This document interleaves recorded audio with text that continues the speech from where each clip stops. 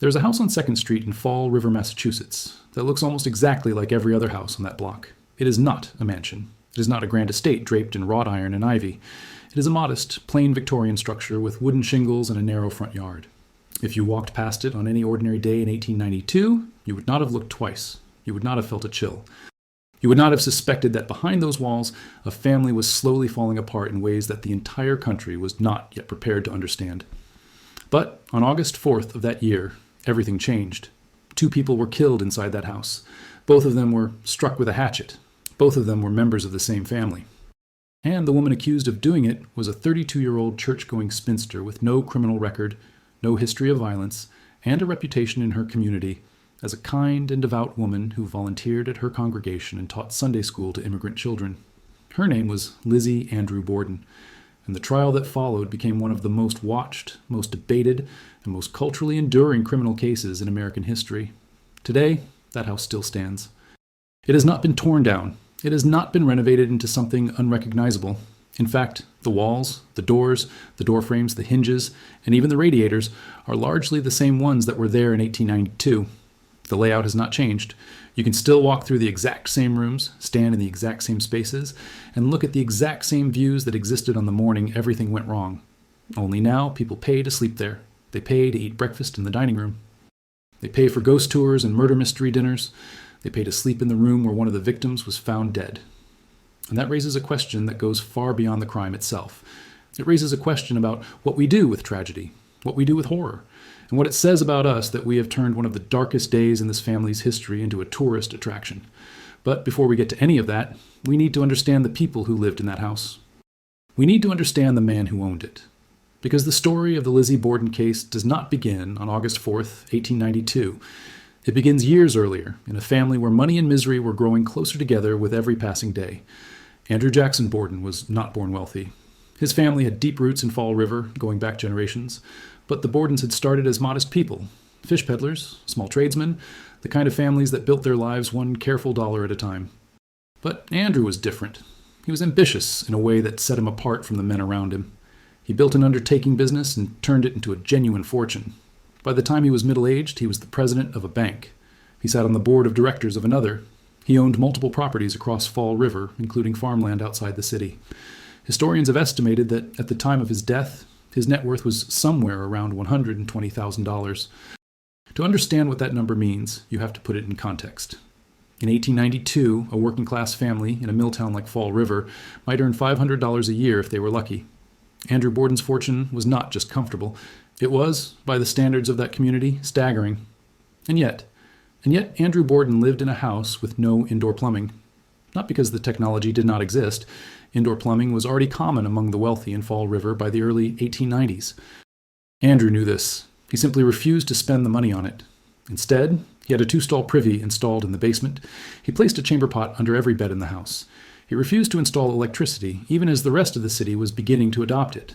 The house he lived in was located on 2nd Street, which had once been a respectable neighborhood, but was slowly declining as the wealthiest families in Fall River moved up to a more fashionable area known as the Hill. The house itself was not large by the standards of a man of Andrew's wealth. It was a 10-room structure, originally built in 1845 as a 2-family duplex. Andrew had purchased it in 1872 and converted it into a single-family home by knocking down a wall and rearranging some rooms. But the conversion was minimal. The house was what is called a chamber-style home, meaning that to get from one room to another, you often had to pass through an intermediate room. There were no proper hallways on the 2nd floor. The layout was awkward and oddly divided. The daughters' bedrooms and the guest room on the 2nd floor could only be reached from the front staircase. The parents' bedroom and the servants' quarters on the 3rd floor could only be reached from the back staircase. The 2 sides of the house functioned almost like 2 separate households under one roof. This was not an accident. This was the physical shape of a family that had stopped living together in any meaningful sense. Andrew's first wife, Sarah Anthony Morse, had died in 1863 when Lizzie was only about 3 years old. Andrew remarried 3 years later, wedding a woman named Abby Durfee Gray.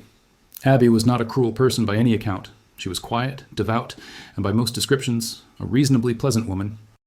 But she was also Andrew's second wife, and she had married into a household where 2 daughters already lived. Daughters who remembered their biological mother, daughters who had grown up in a home shaped by grief and the quiet, stubborn presence of their father.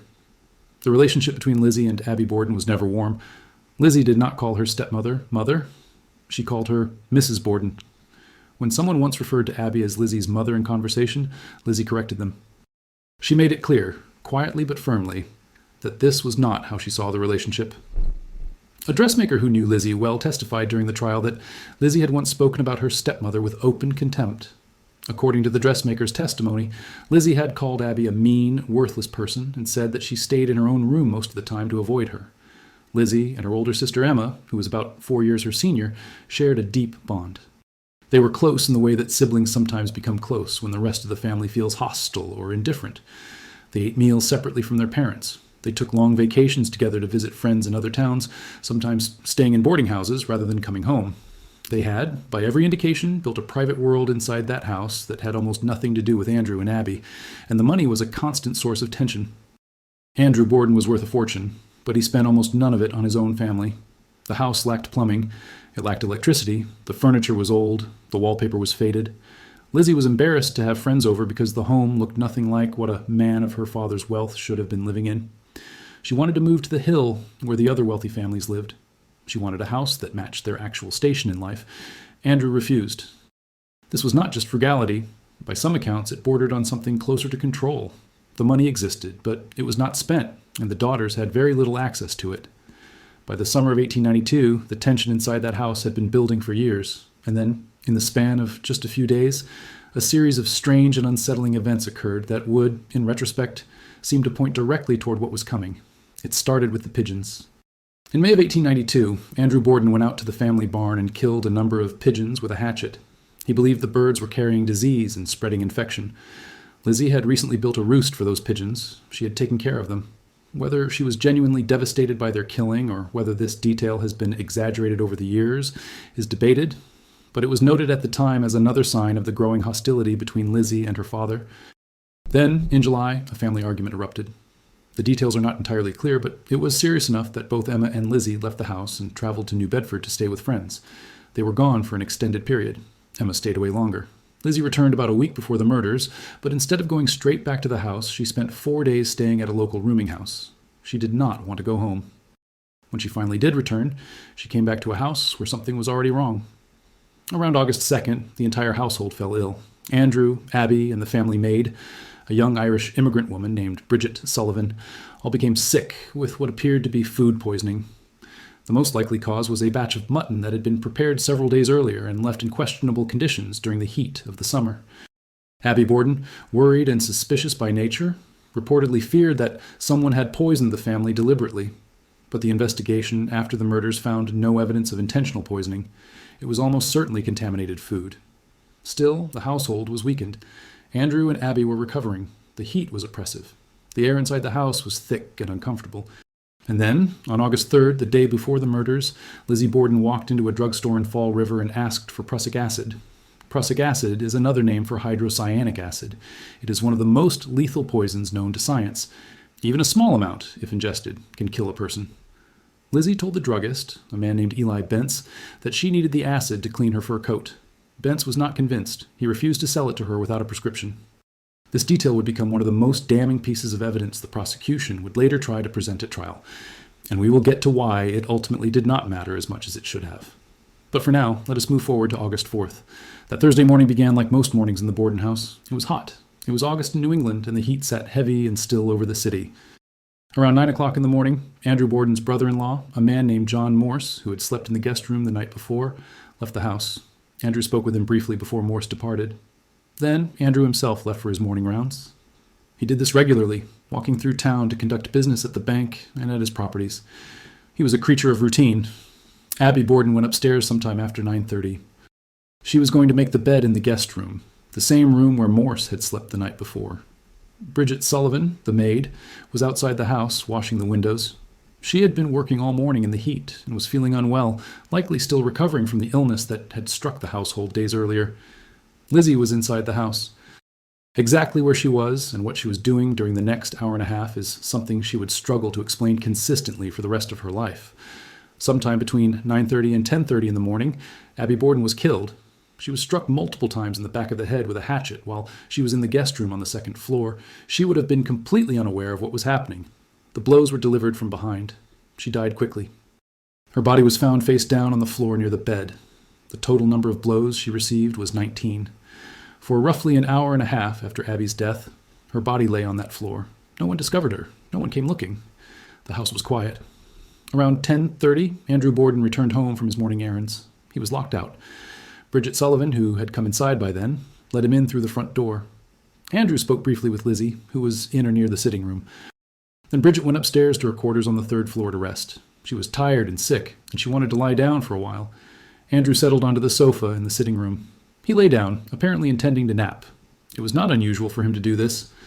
The sitting room sofa faced a window, and the afternoon light came through it.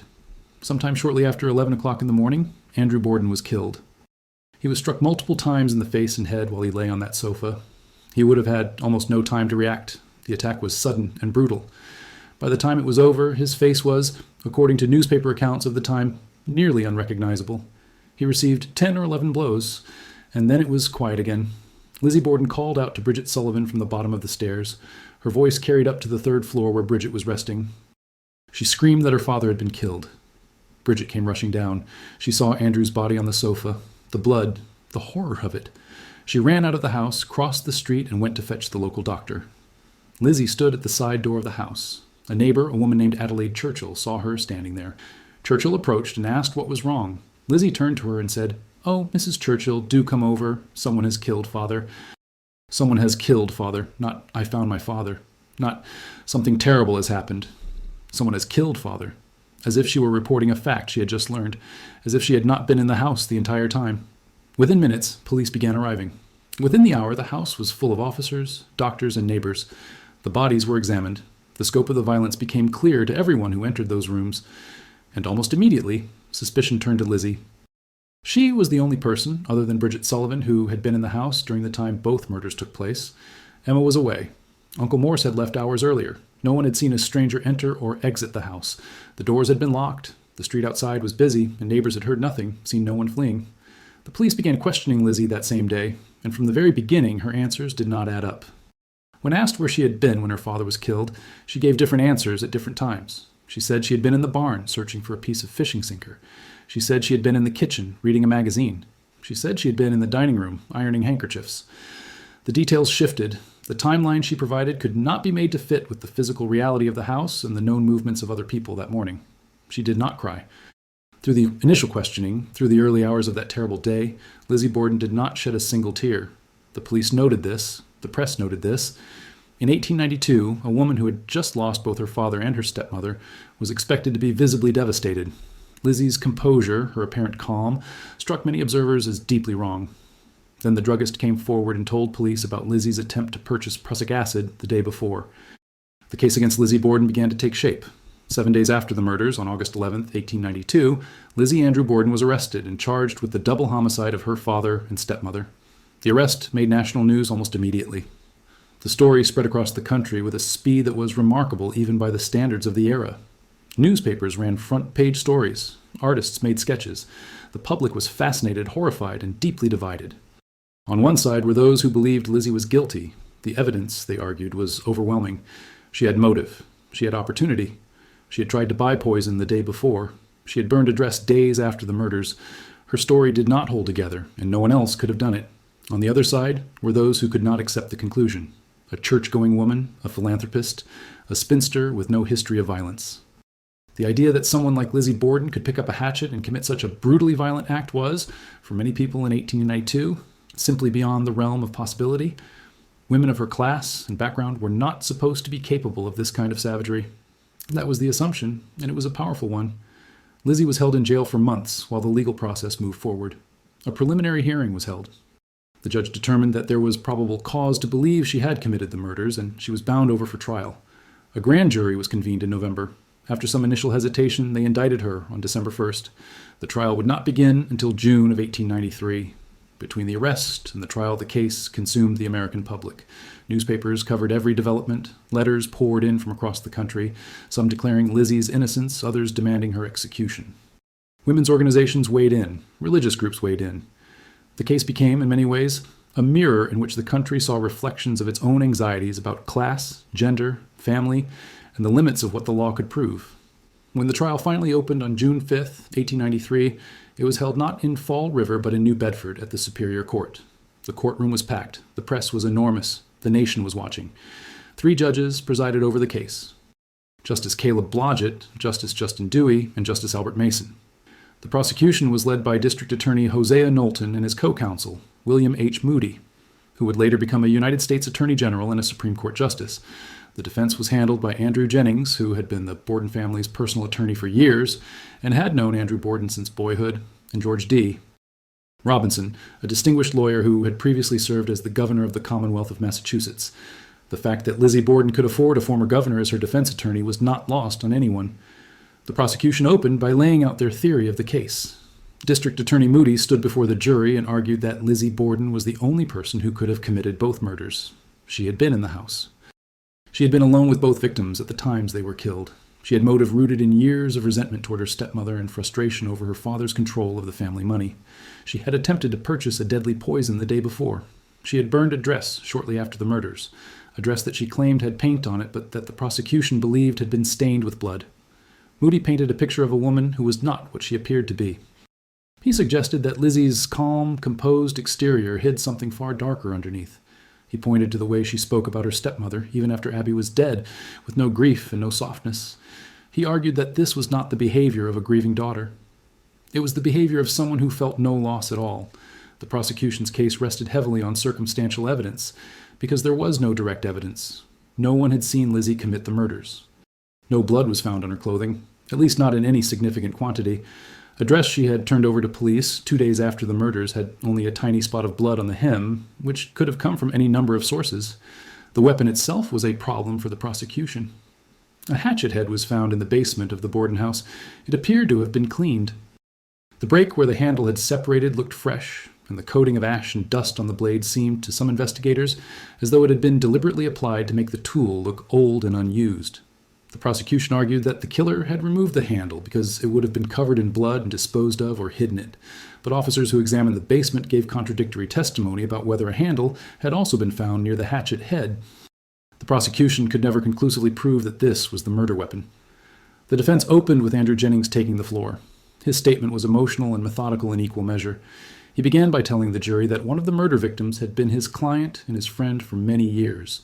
He said that if he showed more feeling than expected during the proceedings, they should understand why. Then he turned to the heart of the matter. There was, Jennings argued, not a single particle of direct evidence connecting Lizzie Borden to these murders. Not one witness had seen her commit the act. There was no blood on her. There was no confirmed murder weapon tied to her hands. Everything the prosecution had presented was circumstantial. And circumstantial evidence, Jennings reminded the jury, was a fundamentally different kind of evidence than direct testimony. It required inference. It required assumption.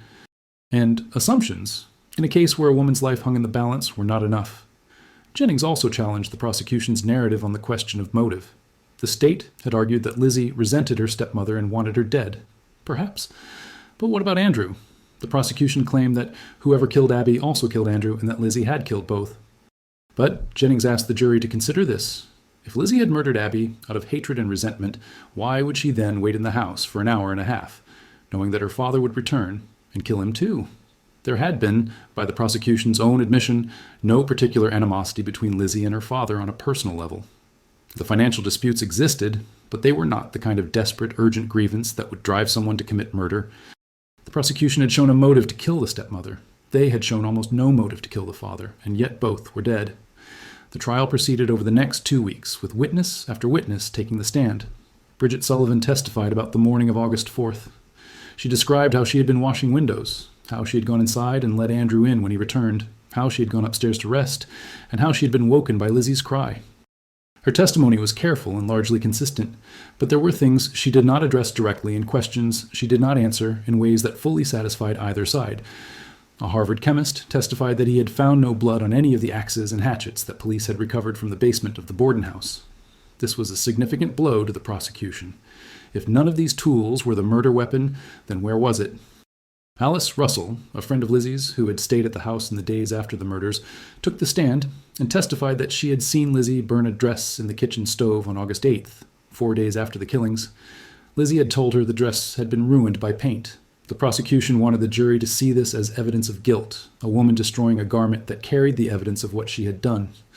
The defense countered that the dress was old and faded and had genuinely been stained months earlier, long before the murders. Emma Borden testified on her sister's behalf. She stated that the dress had been old and damaged well before August. She denied that the sisters had any particular animosity toward their stepmother, though this contradicted what neighbors and other witnesses had already said on the record. Then came the moment that many historians consider the turning point of the entire trial. The prosecution wanted to call the druggist, Eli Bentz, to testify about Lizzie's attempt to purchase prussic acid the day before the murders. This was one of the prosecution's strongest pieces of evidence. If a woman tries to buy a deadly poison one day and 2 people are killed the next day, the implication is hard to ignore. But the 3 judges ruled that this testimony could not be admitted. The prosecution had attempted to lay the groundwork for the testimony through expert witnesses, druggists, chemists, and others, trying to establish the properties and dangers of prussic acid. The judges listened, and then they concluded that the prosecution had not adequately proven that prussic acid could not have been purchased for an innocent purpose. Lizzie had said she wanted it to clean her furs. The prosecution had not successfully refuted this claim through the foundational testimony it had presented. Therefore, the evidence was excluded. The druggist never took the stand. It was a devastating blow. The prosecution had also been denied the ability to introduce Lizzie's own testimony from the coroner's inquest, which had been full of contradictions and implausible statements. The judges ruled that at the time of the inquest, Lizzie had effectively been a prisoner, and her testimony had been taken without the presence of an attorney, and without being informed of her right to remain silent. It was, the judges decided, not voluntary and therefore inadmissible. With these 2 rulings, the prosecution's case was gutted. The defense rested after presenting only a handful of witnesses. A couple of them reported seeing a strange man lurking near the Borden house around the time of the murders. A doctor testified that he had seen a pale-faced young man near 2nd Street on the morning of August 4th. These sightings were never followed up on in any meaningful way. No one was ever identified or interviewed in connection with them. The prosecution delivered its closing argument. The defense delivered its closing argument. And then the case went to Judge Dewey for his instructions to the jury. What Judge Dewey said next shaped everything that followed. Justice Dewey delivered a lengthy set of instructions that, by the accounts of journalists covering the trial, read almost like a plea for acquittal. He reminded the jury that the evidence against Lizzie Borden was entirely circumstantial. He told them that suspicion, no matter how strong, was not the same as proof. He told them that even a strong probability of guilt was not sufficient grounds for a conviction. He told them that their duty was to seek only the truth and to lift the case above passion and prejudice into the clear atmosphere of reason and law. One major newspaper described Judge Dewey's instructions as a plea for the innocent. It is worth noting that Justice Dewey had been appointed to his position by George Robinson, Lizzie's defense attorney, back when Robinson had been governor of Massachusetts. Whether this connection influenced Dewey's conduct during the trial is a question that historians have debated ever since. On June 20th, 1893, the jury left the courtroom to deliberate. They were gone for approximately 1 hour and a half. They returned with their verdict, not guilty. Lizzie Andrew Borden was acquitted of the murders of her father and her stepmother. The courtroom erupted. Women in the gallery cheered and applauded. Lizzie turned to reporters as she left the building and told them that she was the happiest woman in the world. No one else was ever charged with the murders of Andrew and Abby Borden. The case was never reopened. No other suspect was ever formally investigated to the same degree that Lizzie had been. The murders of Andrew and Abby Borden remain, to this day, officially unsolved. But the acquittal did not mean that the people of Fall River believed Lizzie was innocent. It meant only that the prosecution had not proven her guilt beyond a reasonable doubt. And in the court of public opinion, the verdict was far less clear. Lizzie returned to Fall River after the trial. With her inheritance, she and Emma purchased a large, beautiful Victorian mansion on the hill, the very neighborhood where Lizzie had always wanted to live. They named it Maplecroft. It had 7 bedrooms and 6 fireplaces. It was everything the house on 2nd Street had never been. But the ostracism was immediate and relentless. The people of Fall River turned their backs on her. Neighbors refused to acknowledge her in public. Shopkeepers were cold. Social invitations dried up. The women who had cheered for her in the courtroom may have believed in the verdict, but many of them also understood what the verdict did not say. Lizzie Borden had been acquitted. She had not been exonerated. There is a difference, and in a small town, that difference is everything. Lizzie stopped using the name Lizzie. She began going by Lisbeth A. Borden, as if trying to distance herself from the identity that the trial had made infamous. She lived quietly at Maplecroft for the rest of her life, seeing very few people outside of a small circle of close friends and her sister Emma. Even that relationship eventually frayed. Emma and Lizzie had a falling out sometime in the mid-1890s, the exact cause of which has never been fully explained. They stopped living together. They stopped speaking. By the time Lizzie died, She and Emma had been estranged for years. Lizzie Andrew Borden died on June 1st, 1927, at the age of 66 of pneumonia. Her death was not announced publicly. Only a handful of people attended her burial. 9 days later, her sister Emma died as well. The house on 2nd Street continued to stand long after the Bordens were gone from it. For decades, it was simply a building where something terrible had happened. Fall River did not celebrate it. In fact, for much of the 20th century, the house was something of an embarrassment to the city. It was just a murder site, a stain on the local reputation that most residents would have preferred to forget. But time has a way of transforming tragedy into fascination. By the late 20th century, the Lizzie Borden case had become one of the most enduring mysteries in American popular culture. There were books about it, dozens of them, ranging from serious historical analyses to sensational fiction. There were films. There was a ballet by Agnes DeMille called Fall River Legend. There was an opera. And there was, of course, the famous rhyme that most Americans have heard at least once in their lives, the one that goes something about an axe and 40 whacks. That rhyme, by the way, is not accurate. The actual number of blows delivered to the two victims was 29 combined, not 81. But the rhyme is catchy, and accuracy was never really the point. In 1996, the house at 92 2nd Street, which had its address changed to 230 2nd Street in 1896, was opened as a bed and breakfast. The owners, Martha McGinn and Ronald Evans, had inherited the property. Martha's grandparents had purchased the house back in 1948, 56 years after the murders. The decision to open it as a tourist destination was controversial, but the business logic was sound. People wanted to see it. They had wanted to see it for years, and the owners were happy to let them. The house was decorated with period furnishings, reconstructed as closely as possible to match what it would have looked like in 1892, using the detailed crime scene photographs that had been taken that day as a reference. The layout had not changed. The doors were original. The woodwork was original. Visitors could walk through the same rooms, climb the same stairs, and stand in the same spaces where the Bordens had lived and where two of them had died.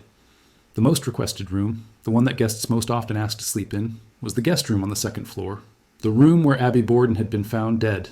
People wanted to sleep in that room. They wanted to lie down in the space where a woman had been killed over a century earlier, and they wanted to see if they felt something, if the air was cold, if they heard footsteps, if something moved in the dark. The house has changed hands several times since then. In 2004, it was sold to a new pair of owners who kept it open for tours and overnight stays. In 2021, it was sold again, this time to a man named Lance Zahl, who purchased it for $2 million. Zahl owns a ghost tour company, and he has since expanded the offerings at the house to include not only the historical tours and overnight stays, but also ghost hunts, murder mystery dinners, themed events, and paranormal investigations. He has talked about adding a wedding venue to the property. People have already inquired about getting married there.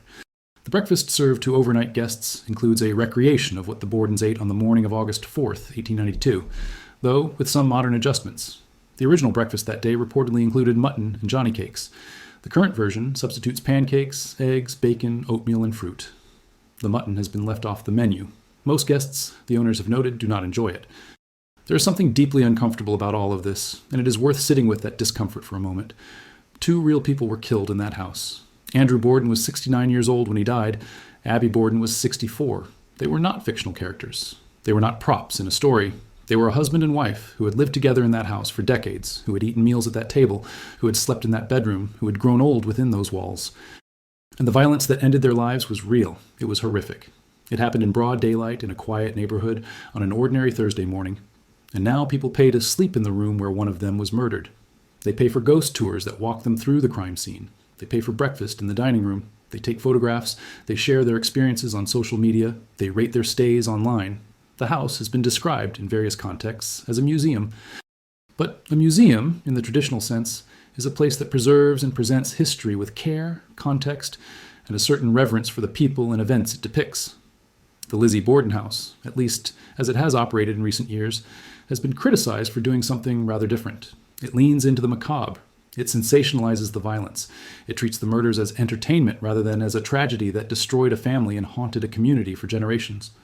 One researcher who studied the house's history described it as an utter failure to meaningfully engage with either the history of the case or its broader implications. The criticism is not without merit. The house has at various times displayed mannequins in the guest room where Abby was killed. It has placed autopsy photographs on the dining room table for visitors to view. It has stocked Ouija boards for guests to use. The emphasis has been less on understanding what happened and why, and more on creating an atmosphere of spooky entertainment. And yet, there is something undeniably powerful about the place itself, stripped of all the commercial apparatus built around it. The floor plan has not changed. The doors are original. When you walk up the front staircase, you can look directly into the guest room at the top of the stairs, the same view that existed in 1892. The house is a chamber-style layout, meaning you move through rooms one after another, and each one carries a weight that no amount of commercial renovation can fully erase. This is where a family lived. This is where they fought. This is where they broke apart. And this is where two of them were killed. The question of whether Lizzie Borden actually committed those murders has never been definitively answered. It probably never will be. The circumstantial evidence that the prosecution assembled points strongly in her direction. She was alone in the house. No one else could have done it without being seen or heard. She had motive. She had tried to buy poison. She burned a dress afterward. Her story changed every time she told it. But the prosecution made critical mistakes. The police did not properly collect forensic evidence. Fingerprint testing, which was becoming available in Europe at the time, was never performed on the hatchet found in the basement. Key testimony was excluded by the judges. The jury was drawn from rural towns outside of Fall River, composed largely of Protestant farmers and tradesmen, people who found it difficult to believe that a woman of Lizzie's background and social standing could have committed such a crime. Some historians have suggested that if Lizzie had been a man, the jury would have convicted her. The gender dynamics of the trial are impossible to separate from its outcome. The prosecution even tried to use gender against Lizzie in a different way, appealing to stereotypes about the cunning and slyness of women. But ultimately, the deeper stereotype won out. Women like Lizzie Borden, in the minds of many jurors, were simply not capable of this kind of violence. Other theories have emerged over the decades. Some have suggested that Lizzie may have committed the murders while in a dissociative state, a fugue condition that would have temporarily separated her from full awareness of her actions. Writer Victoria Lincoln proposed this theory in 1967, and it has been discussed seriously by psychologists and historians since then. Others have pointed to the possibility that Lizzie was being physically or sexually abused by her father, a suggestion that would reframe the murders entirely, turning them from an act of greed or resentment into an act of desperate self-preservation. There is no direct evidence to support this theory, but it has not been conclusively ruled out either. John Morse, Lizzie's maternal uncle, has also been named as a possible suspect. He had slept in the house the night before the murders. Police noted at the time that his alibi for the morning of August 4th was unusually detailed and precise, almost rehearsed. But Morse was never formally charged, and the investigation into him was never pursued with the same intensity as the case against Lizzie. There is also the strange and largely forgotten figure of William Borden, a man who was suspected of being Andrew's illegitimate son. One author suggested that William may have attempted to extort money from Andrew and, when refused, may have carried out the murders in retaliation. This theory has very little evidence to support it, but it illustrates the degree to which the case has spawned alternative narratives, each one trying to fill the void left by an official resolution that never came. And then there is Bridget Sullivan, the maid. Sullivan was 25 years old at the time of the murders. She was an Irish immigrant who had worked for the Bordens for about 3 years. She testified at the trial, and her account of the morning was broadly consistent with the prosecution's timeline. But there have always been questions about her. She was in the house. She had reason to resent the Bordens, as Irish servants in an era of intense anti-Irish sentiment in America often did. Her testimony was careful, perhaps too careful. Decades after the trial, after Sullivan had married and moved to Butte, Montana, where she worked as a maid for other families, a story emerged. It was said that, on her deathbed, Sullivan allegedly confessed to her sister that she had changed her testimony during the trial in order to protect Lizzie. The exact nature of this confession and what it might have meant has never been verified. Sullivan died in 1948. Her sister's account has been reported but never confirmed through any official record. What we are left with, more than 130 years after the murders, is a case with no definitive answer. A house that still stands, a family that was destroyed, and a nation that turned the whole thing into a story it could not stop telling. The house on 2nd Street in Fall River is open to the public every day. Tours run from 10 in the morning until late at night. Ghost hunts are offered. Overnight stays are available, breakfast is served. The rooms have been named after the key figures in the case. There's a room named after Bridget Sullivan. There's a room named after the defense attorney. There's a room named after the district attorney who prosecuted the case. You can book any of them online. And if you sleep in the guest room on the 2nd floor, the room where Abby Borden was found dead on that August morning in 1892, you will be sleeping in a space where the original floorboards still creak under your feet, where the doors are the same doors that were there when this family lived here, where the view from the top of the stairs is exactly the view it was over a century ago. Whether you feel anything in that room, whether you hear anything, whether something in the air makes you uneasy in a way you cannot explain, that is entirely up to you. But the history is real. The violence was real. The people who lived and died in this house were real. And the question that has haunted this case since the very first day. The question that Lizzie Borden took with her to her grave in 1927, and that no court, no jury, and no amount of speculation has ever been able to answer with certainty, remains. Did she do it? Fall River still does not know. America still does not know. And the house on 2nd Street, quiet and plain and utterly ordinary looking from the outside, keeps whatever secrets it holds locked behind the same doors it has always had. Some doors, it turns out, never really open.